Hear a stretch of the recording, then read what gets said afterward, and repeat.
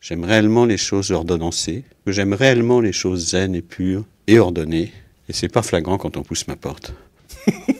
Je sais pas faire autrement que dans le bordel intégral. C'est comme ça, il y a une sorte de dichotomie, mais c'est comme ça. C'est très simple, l'agencement, il y a des lampes partout. Au plafond, sur les murs et par terre. Il y a un petit cheminement pour aller jusqu'au fond, parce que c'est au fond qu'est le compteur électrique, donc il faut l'allumer le matin et le fermer le soir. Les gens sont toujours surpris quand ils me demandent un truc introuvable, que en quelques secondes, je le sors d'un tiroir. Et ici, c'est un tout petit magasin, il fait 17 mètres carrés 50 et les 0,50 mètres carrés sont très importants parce que c'est là où je suis. Bah déjà, là, c'est pas flagrant, mais on peut rentrer. D'habitude, jusqu'à l'été dernier, on pouvait pas rentrer dans la boutique. D'ailleurs, l'été, mon établi est dehors. Je travaille sur la rue, devant le magasin. L'ordre, c'est la politesse qu'on a pour les autres. Si soi-même, ça vous dérange pas, ça gêne personne. Comme je vis seul, moi, ça me dérange pas. Et puis, je sais pas, quand on est enfant, qu'on rentre dans un grenier, on est heureux. Moi, j'habite un grand grenier. Avec la lumière, on change les volumes, on change tout. On peut créer une atmosphère uniquement avec la lumière. Tous les gens qui travaillent dans les théâtres savent très bien ça. On crée du décor uniquement en valorisant certaines choses. C'est vraiment très impressionnant. La lumière, c'est fondamental.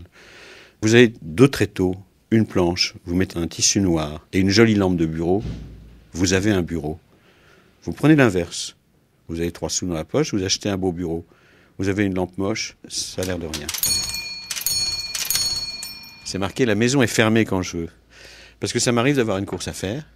Vous lisez ça, vous éclatez de rire et vous revenez ou vous attendez 5 minutes. Une manière humoristique de dire des choses. Voilà. C'est assez rare dans les centres-villes, d'une façon générale, de voir des gens qui travaillent. Maintenant, un magasin, c'est un endroit où des choses arrivent dans des cartons, on les expose, on met des étiquettes, on les vend, on tape sur le bouton de l'ordinateur le soir pour transmettre le montant de la caisse au siège. Ça manque de vie et c'est les mêmes boutiques qui sont à Varsovie, à Copenhague ou à Milan. Il n'y a pas de vraie découverte.